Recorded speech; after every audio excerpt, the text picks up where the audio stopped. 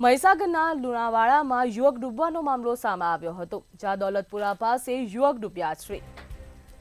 તો મહીસાગરના લુણાવાડા દોલતપુરા ગામે યુવક ડૂબ્યાનો મામલો સામે આવ્યો. અજંતા પ્રાઇવેટ લિમિટેડ હાઇડ્રો પાવરમાં 5 યુવકો ડૂબ્યા હતા. 17 કલાકથી રેસ્ક્યુ કામગીરી છતાં પણ યુવકોની હજુ સુધી ભાળ મળી નથી.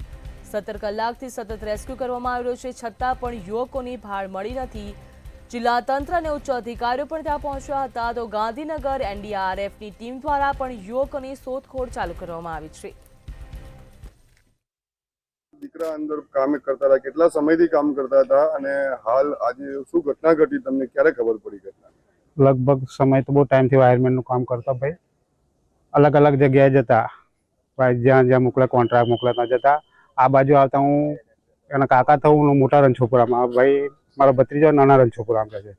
ભાઈ લગભગ આ કાલની લગભગ 2-2:30 વાગ્યાની વાત છે. મને ફરી મેસેજ મોડા મૂકવા મળ્યો કે ભાઈ આ રીતનો તમારો દીકરો 5 જણા અંદર ફસાયેલા છે. મેસેજ મળ્યા. ફરી હું રાતના કોન્ટેક્ટ કર્યો, પણ બીજા ભાઈઓ આવ્યા. મગર તમે અત્યારે સુધી ના સવારમાં અત્યારે આવ્યા. અમે કોન્ટ્રાક્ટની બેદરકારી લગભગ થયું છે એવું લાગે. કોન્ટ્રાક્ટ જાણતો હતો કે પાણી છોડવાનું હતું, કે એલર્ટ આલેલું હતું, પણ આ લોકોનું કામ એમને ચાલુ કરાવ્યું હતું. કોન્ટ્રાક્ટરનું કોણ છે, એનું નામ અમને ખબર નથી. હવે કોન્ટ્રાક્ટ કામ કરાવે છે એવું છે. કઈ શું માંગ છે તમારી? માંગ તો એ જ કે હવે શું માંગ વસ્તુ એકનો એક દીકરો હતો, કે મારે ભગવાનનો દીકરો મળી નથી આવ્યો. કારણ બધા શું હતી સમસ્યા?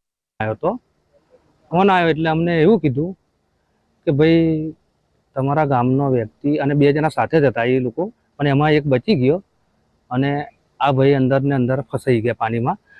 એમનું નામ સોલંકી નરેશભાઈ લક્ષ્મણભાઈ, રહેવાસી ગામ નાના રણછોડપુરા. અને અમને ફોન આવ્યો રાતે એમનો, લગભગ સમજો કે 5-5:30 વાગે અમને ફોન આવ્યો. બીના બની લગભગ 3:30ની આસપાસ તો બીના બની. હવે અમને ફોન આવ્યો કે ભાઈ તમારો વ્યક્તિ કોઈ અંદર ડૂબેલો છે. પેલા ભાઈએ જેવો બહાર નીકળ્યા પછી કોઈના કોન્ટેક્ટથી એમને ભાઈએ ફોન કર્યો અમને કે ભાઈ તમારો વ્યક્તિ અંદર ડૂબેલો છે અને તમે જાઓ ત્યાં આવી જાઓ ત્યાં આગળ એમ. એટલે અમે બધા ગાડી લઈને દોડી. અહીંયા દौलतपुरा ગામમાં લુણાવાડાના એક ગામ છે 320ના કરીબ આ એક ઘટના અજંતાના હાઇડ્રો પાવર જો પ્રોજેક્ટ ચાલે છે અહીંયા આ ગામમાં આ ઘટના બની છે. 15 લોકો અંદર હતા.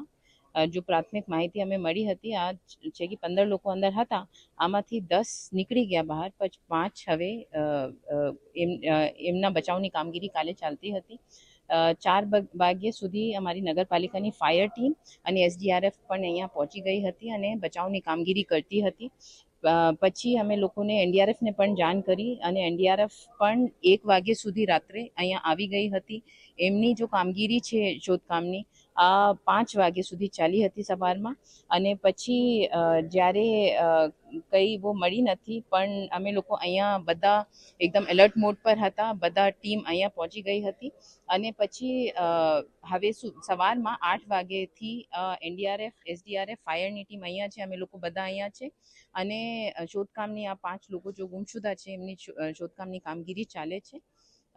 તો હવે તમે જોઈ શકો છો કે બધા ટીમ્સ અહીંયા છે અને લોકો પણ આ પાવર પ્રોજેક્ટના જો આ ડેપ્થવાળા જગ્યા છે ત્યાં લોકો ઉતરી રહ્યા છે અને